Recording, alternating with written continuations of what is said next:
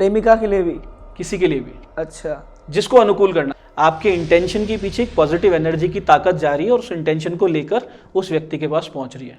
जो कट के मर गए या जो लोग हैं वो एनर्जी बैलेंस कर लें। लाइफ में कुछ भी अचीव किया जा सकता है, किसी मंत्र की या किसी एक क्या स्विच वर्ड्स बोल रहे थे आप, इस स्विच वर्ड्स की कोई आवश्यकता नहीं है। या आपने एक कैमरा लगाया, मोबाइल लगाया और भूत भागते हुए वहाँ से गुजर जाएगा। एक खास कोने में ऐसा होगा कि टेम्परेचर बड़ा मतलब वेरिएशन कर रहा होगा। ऐसे भी हैं जो रील्स में आते हैं कि थाली भर के वो पूरा नॉनवेज रखते हैं और वो पूरे जानवरों की तरह खाते हैं। हाँ, भाई आज मैं आपको नहीं मार रहा हूँ तो 40 साल बाद तो आप मरोगे, उम्र पूरी हो जाएगी। तो वो ताल उठा उठा के उनको खा रहा है, इधर से जा रहे हैं। बड़ा सरल उपाय होता है, वशीकरण का नहीं, अनुकूल करने का बताता हूँ।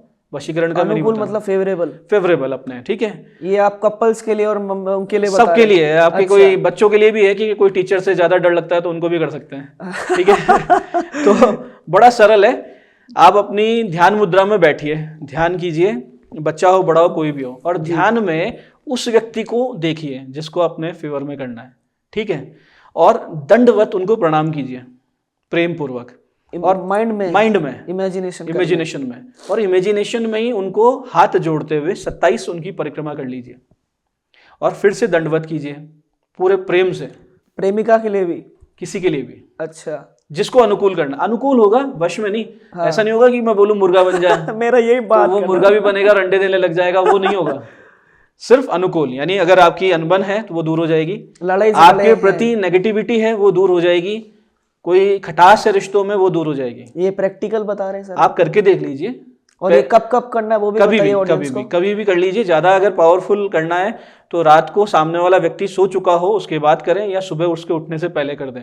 3:30 बजे उठिए अलार्म लगा के, उस वक्त कीजिए, बहुत सटीक काम करता है। और जैसे कि कुछ चीज़ों को हमको जल्दी ठीक करना है जी, जैसे कि मेरे पिताजी से फॉर एग्जांपल रिलेशन अच्छे नहीं है तो उनको इमेजिनेशन करके ये कीजिए, पिता के लिए तो बहुत अच्छा रहेगा। और 27 बार परिक्रमा, तो दिन में एक ही बार करना है ये? जितनी बार आप करना चाहें उतनी बार कर सकते हैं। अच्छा, मतलब एंडलेस आप कर सकते हैं। वैसे एक बार करेंगे बहुत है, रोजाना एक बार करेंगे, 2 हफ्ते के अंदर अंदर आपका काम हो जाएगा। कोई मंत्र नहीं है, कोई तंत्र नहीं है, कोई टोटका नहीं है, सिर्फ आपकी पॉजिटिव जो एक माइंडसेट है उससे जो आप ध्यान कर रहे हैं उस एनर्जी को, आपके इंटेंशन के पीछे एक पॉजिटिव एनर्जी की ताकत जा रही है और उस इंटेंशन को लेकर उस व्यक्ति के पास पहुंच रही है। तो ड्यूरिंग हमको परिक्रमा के दौरान कुछ बोलना भी है कि बस ऐसे ही घूमना है? उनके प्रेम से प्रणाम करना है और ये भाव रखना है कि मैं आपके प्रति बहुत सुंदर भाव रखता हूँ, सम्मान करता हूँ, बहुत प्रेम करता हूँ, और आप भी मेरे प्रति प्रेम रखिए, सम्मान रखिए, आपस में हम दोनों का प्रेम बना रहे। ये भाव के साथ आपको 27 परिक्रमा करके दंडवत प्रणाम करना है और चमत्कार देखिए आप।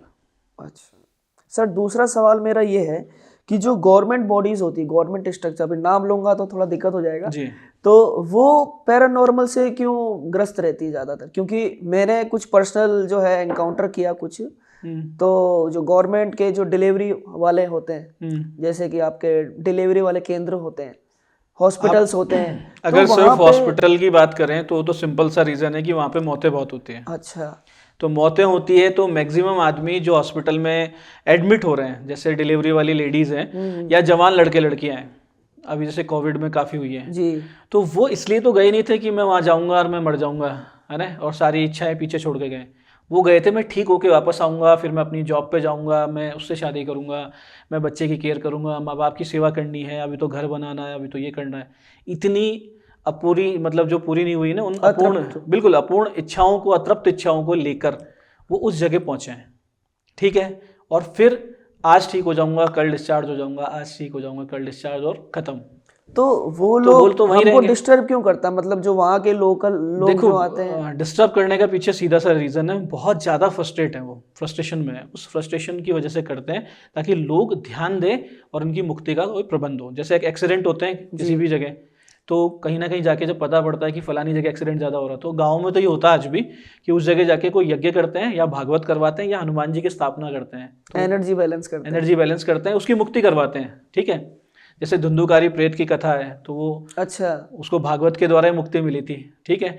तो भागवत से मुक्ति मिल जाती है, यज्ञ से मिल जाती है, श्राद्ध से मिल जाती है, या फिर मंदिर निर्माण करके वहाँ उसको ट्रांसफर कर देते हैं। तो आपके कहने का ये मतलब भी है कि जो रेलवे ट्रैक्स जो हैं हमारे, रेलवे ट्रैक्स पे जो माताओं के मंदिर रहते हैं, हनुमान जी के मंदिर रहते हैं, वो इसलिए रहते हैं कि जो कट के मर गए या जो लोग हैं वो एनर्जी बैलेंस कर लें, कंट्रोल में रहे, वो चीज बैलेंस। हाईवे पे भी होते हैं, बिल्कुल हाईवे पे तो मैं करवाता ही हूँ सर, ऐसा तो मैं देखा ही हूँ, होता है ना जी। हाईवे पे रहते हैं, पुलिया बनती है जब भी करना पड़ता है। शुरू में एक हमारा हवन यज्ञ छोटा सा कुछ भी होता है, आस पड़ोस में जो है थोड़ा खाना होता है। तो सर एक सवाल और है कि जैसे बहुत से लोग ट्रैवलिंग करते हैं जी, आजकल 2 व्हीलर पे भी करते हैं, 4 व्हीलर में भी बहुत लॉन्ग टाइम करते हैं, तो बहुत सारे ऐसे हैवी चौराहा कहते हैं ना कि भाई चौराहा भारी है हमारे देशी भाषा में, तो वहां से कैसे बच के निकले, क्योंकि अधिकतर लोग जो है वहीं पर जाके कोलैप्स करते हैं कहीं ना कहीं। गाड़ी बोलते हैं कि गाड़ी का स्टीयरिंग घूम गया था, सीधी सिंपल, ब्रेक नहीं लगा, कोई दिख गया था।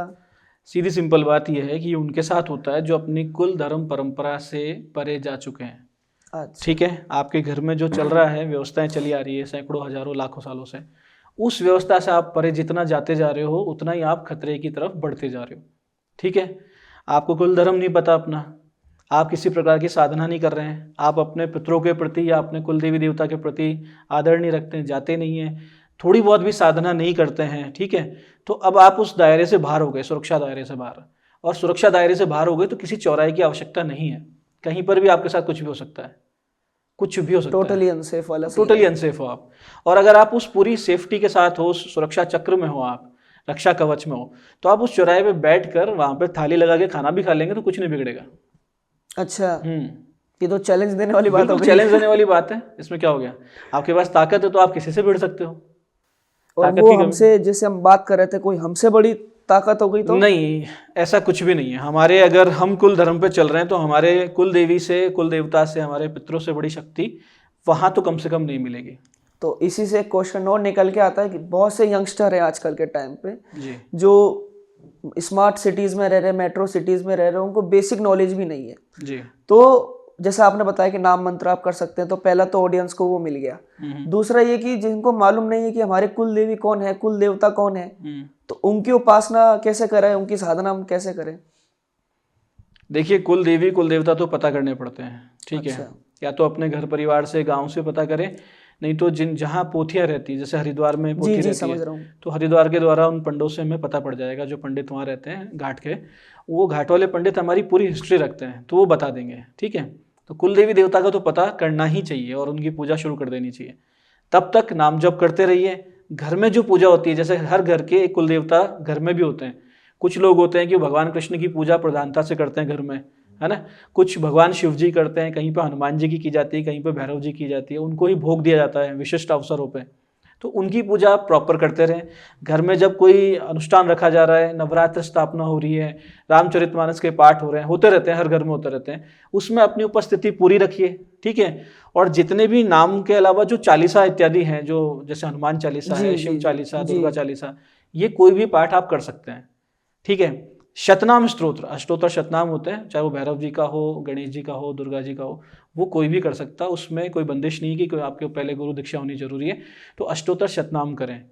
और एक बहुत ही सुंदर चीज है गणेश अथर्वशीष, गणपति अथर्वशीष जो है, अगर संस्कृत अच्छी है, संस्कृत आपकी ठीक है, तो उसका पाठ युवाओं को जरूर करना चाहिए। तो ये जो सर ने बताया, ये सब लोगों के लिए, ऑल ओवर कोई भी कर सकता है, इसमें ना एज बाउंडेशन है, ना जेंडर बाउंडेशन है। ये जो आपने, सर ने जो बताया, ये आप सभी कर सकते हैं। सर कैसे करना, थोड़ा पद्धति, आप नियम बता देंगे तो बेटर रहेगा ऑडियंस के लिए। मैं 3 चीजें बता देता हूँ जी, नाम जप के अलावा जी। एक तो गणेश जी के 12 नाम स्तोत्र होता है, जिसमें 12 नाम आते हैं, वो लोग करें जिनको, जैसे स्टूडेंट्स हैं, एजुकेशन में आगे बढ़ना है, तो गणेश 12 नाम करें। जिनको अच्छी जॉब चाहिए वो करें, जिनको संतान नहीं हो रही है वो भी गणेश 12 नाम, सिर्फ 3 पाठ बड़ी ईमानदारी से करें, मन लगा के करें, तो 6 महीने से साल भर के अंदर उनको अनुकूल परिणाम मिल जाते हैं। ठीक है, जिनके साथ कोई समस्या है, जिस तरह की हम इतनी सारी बातें कर चुके हैं, तो उनके लिए है कि वो भैरव जी के अष्टोत्तर शतनाम, 108 नाम जो होते हैं, भैरव नामावली भी कहते हैं, उसके पाठ शुरू कर दें और 14 पाठ रोजाना करें। 14 पाठ करें। और ज्यादा पीड़ा है तो लोम विलोम पाठ करें, यानी 1 से 108 नाम पढ़े, फिर 108 से 1 नाम पढ़े। ये मतलब उल्टा क्रम में, सीधा क्रम, असेंडिंग डिसेंडिंग जिसे कहते हैं जी। तो ये एक लोम विलोम पाठ 1 हुआ जी। ऐसे 14 पाठ कर देते हैं तो कितनी ही मेजर से मेजर समस्या हो वो लाइफ से दूर हो जाती है। भैरव जी के मंदिर में करें, पूरा भोग प्रसाद करके।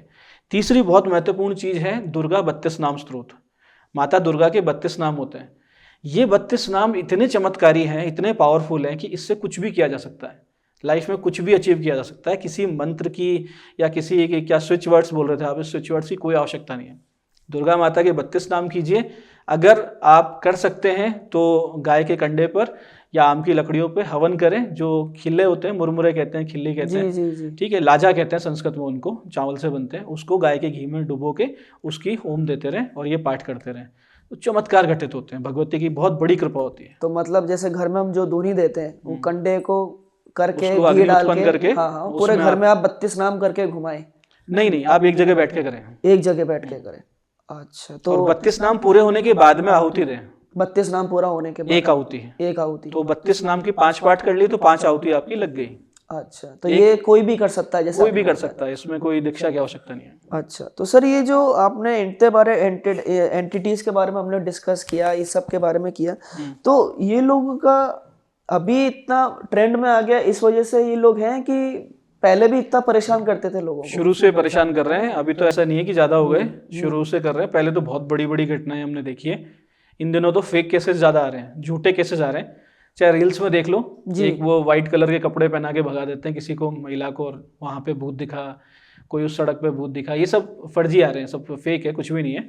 ऐसा कहीं नहीं होता है कि आपने एक कैमरा लगाया, मोबाइल लगाया और भूत भागते हुए वहां से गुजर जाएगा, ऐसा कहीं नहीं होता। तो ये जो पैरानॉर्मल इन्वेस्टिगेटर्स हैं जी, तो ये जो क्लेम करते हैं कि हम लोग भानगढ़ गए, ऐसे कोई हॉन्टेड साइट पे गए, हमने ये कैप्चर किया, वो कैप्चर कुछ लोगों का सही होता है, कुछ तो ये जो मेरा सवाल भी यही है सर कि ये जो एंटिटीज है पैरानॉर्मल की, ये कैमरे में कैप्चर हो जाती है? नहीं होगी। अगर आपका एनर्जी सेंसिंग कुछ डिवाइस है, हाँ, जो हीट जो सेंसिंग डिवाइस होता है ना, जो आपके टेम्परेचर में जो वेरिएशन है उसको अगर वो पकड़ रहा है तो वो समझ में आ जाएगा। वो एक खास कोने में ऐसा होगा कि टेम्परेचर बड़ा मतलब वेरिएशन कर रहा होगा, ऐसा नहीं होगा कि आपको उसकी फोटो ही नजर आ जाएगी, ये पॉसिबल नहीं है। तो अगर हम लोग इनके बारे में डिस्क्रिप्शन पे बात करें तो ये लोग होते हैं कैसे? अगर हम आप लोग जैसा चाहे वैसे दिख जाएंगे। आप तो डेली डील करते हैं। देखिए, वायवीय शक्ति है, वायु है, वायु तत्व होता है ना, हाँ, तो वायु थोड़ा नजर आ रही है, मैं आपको देख रहा हूँ तो मैं आप ही को देख रहा हूँ, बीच में हवा है, ये नजर नहीं आ रही जी, लेकिन ये इसी वायु तत्व से बने हैं। लेकिन इनकी इच्छा शक्ति इतनी प्रबल होती है, ठीक है, कि ये यहाँ से पूरे कण इकट्ठे करके, एटम्स इकट्ठे करके चाहे जिस रूप को बना सकते हैं। ये चाहेंगे तो कुत्ते के रूप में सामने आ जाएंगे, ये चाहेंगे तो बकरे के रूप में आ जाएंगे, भैंसे के रूप में आ जाएंगे, मनुष्य के रूप में आ जाएंगे, सिर कटा भी आ सकता है, यहाँ से खून निकलते हुए भी आ जाएंगे, बिना आंखों का भी दिख जाएगा, जैसा दिखना चाहेंगे वैसा दिख जाएंगे, वो इनके ऊपर है। तो जैसे कि किसी आदमी की डेथ एक्सीडेंट से हुई फॉर एग्जांपल, और वो रगड़ी खाते हुए गया, तो लास्ट टाइम में जिस फिजिकल स्ट्रक्चर जो था, जख्मी था, वैसे भी वो आपको नजर आ सकता है? अगर उसको ये ध्यान नहीं है कि वो मर चुका है तो वो वैसा ही नजर आएगा। इनके साथ ये भी होता है, तो 8-10 साल बीत जाते हैं, उनको ये नहीं पता कि वो मर चुके हैं और अभी वो उनकी बॉडी खत्म हो चुकी है, उनको लगता है मैं जिंदा हूं और कोई मेरी हेल्प नहीं कर रहा है। तो जैसे हम लोग जो रिचुअल्स करते हैं, दाह संस्कार कर देना, पिंडदान कर देना, उससे भी उनको फर्क नहीं पड़ता? अब फिर से एक वो कंट्रोवर्सी वाली बात हो जाएगी कि आजकल लोग कर ही नहीं रहे ढंग से, जो करने वाले पद्धति फॉलो नहीं हो रही है, पद्धति फॉलो नहीं हो रही है पूरी तरीके से, मन लगा के। ना तो यजमान ध्यान दे रहा है इस चीज के ऊपर, ना पंडित ध्यान दे रहे हैं। समस्या ये हो रही है। आप अनुष्ठानों में देख लीजिए, अभी मैं किसी के बारे में बोलूंगा या स्थान विशेष के बारे में बोलूंगा तो दिक्कत होगी, तो अच्छा ये रहेगा कि लोग एक कैमरा लगाया करें, कहीं पे भी अनुष्ठान करवाएं, चाहे ये पुष्कर हो, जैन हो, जयपुर हो, कोई भी स्थान हो। जितना बड़ा तीर्थ होगा उतना बड़ा फ्रॉड हो रहा है, तो वहां पर कैमरा लगा के उन पंडितों की पूजा पूरी रिकॉर्ड की जाए, फिर पता लगेगा कि पूजा हो भी रही है नहीं हो रही है। तो ना तो पंडित ढंग से पूजा कर रहे हैं, ना यजमान को इंटरेस्ट है। यजमान भी ये रहता है कि यार जल्दी करो, अच्छा पंडित जी आप कर लेना, मैं जा रहा हूँ। तो हमको कैसे मालूम पड़ेगा भाई? आप तो चलो इस फील्ड में एक्सपर्ट है, 20+ आपको एक्सपीरियंस है जी। जो नॉर्मल पीपल है, कॉमन पीपल है मेरे जैसे, उनको क्या मालूम पड़ेगा कि ये जो मंत्र पढ़ रहा है वो शादी के मंत्र पढ़ रहा है? नहीं, मंत्र तो ठीक पढ़ते हैं, लेकिन मंत्र पूरा नहीं पढ़ते हैं। अच्छा, मान लीजिए 20 मंत्र पढ़ना है तो 6-7 ही मंत्र पढ़ते हैं, ठीक है। क्रिया जो 3 घंटे की उसको 1 घंटे में निपटाते हैं। तो क्रिया का लोप हो जाना, समय का लोप हो जाना, समय का लोप समझ रहे हैं? जैसे अभी ये जो मुझे फला मुहूर्त में शुरू करना है भाई, सिंह लग्न में, स्थिर लग्न में शुरू करना है, लाभ के चौघड़िया में करना है। अब वो क्या करते हैं कि 2 घंटे बाद में कभी यजमान लेट हो रहा है, कभी पंडित लेट हो रहे हैं, अब लग्न भी बदल गया, द्विस्वभाव हो गया, और मान लीजिए काल का चौघड़िया आ गया जी। अब काल के चौघड़िए में द्विस्वभाव लग्न के अंदर अगर कुछ किया जा रहा है तो स्थिर रहेगा नहीं, वो तो अब विध्वंस की तरफ जाएगा, विनाश की तरफ जाएगा। चाहे वो शादी हो, पिंडदान हो, चाहे फलाना कुछ भी हो, उसका नुकसान होगा। तो सर जैसे कि मैंने एक बहुत बड़े जो स्पीकर हैं, स्पिरिचुअल स्पीकर है, कथावाचक हैं जी, वो सर आजकल है ना, ठीक है आप अपनी पूजा कर रहे हैं, ठीक है हम लोग हमारी पद्धति से पूजा कर रहे हैं, ठीक है, बट बलि प्रथा को उन लोगों ने गलत बता दिया, जो कि सैकड़ों साल से हमारा जो है पुराणों से चल रही है। उन लोगों को बलि प्रथा को, अब उनके पास अच्छी खासी ऑडियंस है, उनको फॉलो भी कर रहा है। बलि प्रथा को उन लोगों ने जो है बिल्कुल डिनाई कर दिया कि वो ना संस्कृति का हिस्सा है, ना उसको बंद किया जाना चाहिए, जीव हत्या कर रहे हैं आप, मतलब तरह तरह की भ्रांतियां और बातें। जनसंख्या कितनी है भारत की? बहुत अच्छी खासी, करोड़ों में है, 140 करोड़ के आसपास, 1.4, हाँ, या उससे भी ज्यादा ही है जी। तो इसमें से कुछ लोग ऐसे भी हैं जो कुत्ते को भी मार के खाते हैं। हाँ बिल्कुल है ना, बिल्कुल है। और कुछ ऐसे हैं जिन्होंने अन्न भी त्याग दिया है, वो फल फूल और गाय का दूध पी के जीवित रह रहे हैं। हाँ, ऐसे भी लोग हैं। हाँ है महात्मा लोग हैं। ऐसे लोग भी हैं जो अंजुली में जितना आ जाता है उतना ही पाते हैं, जैन भिक्षु हैं। जी, ठीक है। लोग हैं, ऐसे भी हैं जो रील्स में आते हैं कि थाली भर के वो पूरा नॉनवेज रखते हैं और वो पूरे जानवरों की तरह खाते हैं। हाँ।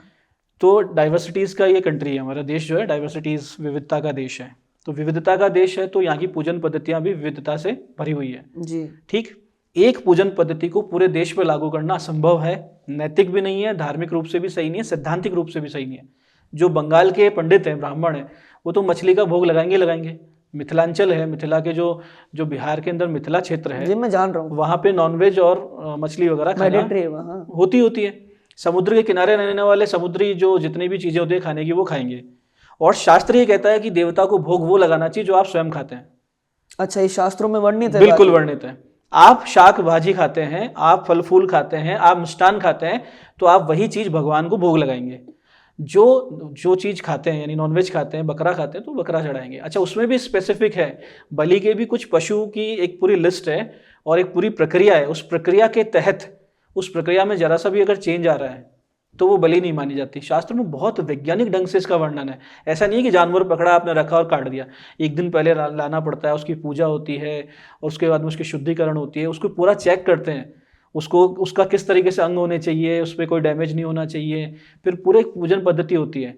और होता क्या है कि अब इसमें एक कुतर्क करते हैं लोग कि भाई अगर उसको काटने से वो स्वर्ग चल जाता है तो आप अपने माँ बाप को काट दो या बच्चों को काट दो। और ये भी बात कहते हैं सर कि माँ प्रसन्न कैसी हो गई है, कोई माँ अपने बच्चे को कैसे खा सकती है? देखिए, हम अंततोगत्वा तो हम मरते ही हैं, तो कोई ना कोई तो खा ही रहा है ना हमको। जी, भगवान श्री कृष्ण का विराट रूप है। महाभारत सीरियल तो सबने देखा होगा। एग्जैक्टली। और जिन बाबा जी की आप बात कर रहे हो उनके शिष्यों ने भी देखा है, वो तो ज्यादा देखते होंगे, भगवान कृष्ण के भक्त हैं। पकड़ लिए सर आप बात, पकड़ लिए ना। तो जो विराट रूप है भगवान श्री कृष्ण का, उनके एक मुख से सब लोग अंदर जा रहे हैं और एक मुख से सब लोग बाहर आ रहे हैं। वो महाकाल रूप है उनका, समझ रहे हैं? समझ रहा हूँ। तो महाकाल जो सब कुछ खा जाता है, काल भी खा जाता है, समय को भी लोप कर देता है जी। तो अर्जुन को क्या दिखाया कि जिनको तू जिंदा मान रहा है, चलता फिरता मान रहा है, वो देख वो तो मेरे मुख में जा रहे हैं, मैं खा रहा हूँ उनको, और तू नहीं मारेगा तो मैं मारूंगा। इन द एंड भाई आज मैं आपको नहीं मार रहा हूँ तो 40 साल बाद तो आप मरोगे, उम्र पूरी हो जाएगी। तो वो काल उठा उठा के उनको खा रहा है, इधर से जा रहे हैं। तो जब भगवती पर क्या आक्षेप करना, काल तो सबको खाएगा, वो भगवती उस काल से कोई पृथक तोड़ना है, वही है, तो खाएगी तो सही, आपको, मुझे, उस पशु को, सबको। पशु योनि जो होती है वो भोग योनि होती है, कर्म योनि नहीं होती। अच्छा, हमारे पास ऑप्शन है कि हम अच्छे कर्म करके स्वर्ग जा सकते हैं, ऑप्शन है, ठीक है, बुरे कर्म करके नरक जा सकते हैं। दोनों कर्मों से पृथक होकर साधना करते हुए, अपने मन को परमात्मा में लगा के, कर्म योग करते हुए, कर्म फल का त्याग करते हुए हम मोक्ष की प्राप्ति कर सकते हैं। ये सिर्फ हम मनुष्यों के पास है, क्योंकि हमारे पास फ्री विल है, विवेक शक्ति है, कर्म करने की क्षमता है। पशु पक्षियों के पास नहीं है। ना तो राम राम कर सकते हैं, ठीक है, ना वो जाके डोनेशन कर सकते हैं, ना वो यज्ञ कर सकते हैं, कुछ भी नहीं कर सकते, ना वो आपका भला कर सकता है। आज आपका मान लीजिए कहीं पे पेट्रोल खत्म हो गया स्कूटी का, कभी देखा आपने कि कोई बकरा आया और रुका और उसने फिर पेट्रोल निकालने कहीं से आपको दिया? नहीं, वो कोई मनुष्य देगा। जी। ये कर्म करने की क्षमता, परोपकार करने की, परहित करने की या पर पीड़ा देने की क्षमता मनुष्य के पास है। वो सिर्फ अपनी प्रकृति के अनुसार चलता है। बकरा वो खाएगा, पिएगा, सोएगा, जो भी उसकी इंद्रियां जो चलती है उतना वो काम करेगा जितने उसके भगवान ने। तो वो भोग योनि है, तो भोग योनि से उसको मुक्त करके अगली गति दी जाती है बलि के माध्यम से। तो मतलब एनलाइटेंड कर दिया, उसके बाद भगवान और उसका काम है कि भाई अब क्या करना है, कि अब हमारा काम ही हो गया, भगवती के चरणों में हमने उसको भेज दिया है जी, ठीक है। तो इसमें ये भी होता है कि सर बहुत से लोगों को जो इस योनि में चले गए उनको अपने प्रारब्ध याद रहते हैं।